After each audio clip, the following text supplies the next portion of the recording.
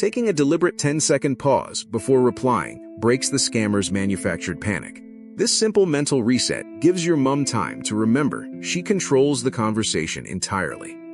Scammers need less than 10 seconds of audio to clone a loved one's voice, creating a terrifying illusion of an emergency. For unexpected emergency calls, use script 1. Ask for your family's safe word immediately to test if the caller is real.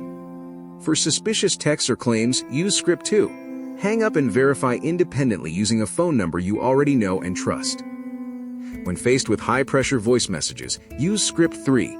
State clearly you never make deals over the phone, then disconnect immediately. These simple conversation scripts completely strip fraudsters of their artificial intelligence advantage by forcing them off their aggressive, high-pressure manipulation scripts. Protect your family today by accessing our complete anti-AI scam script kit and sharing these vital verbal defenses with loved ones.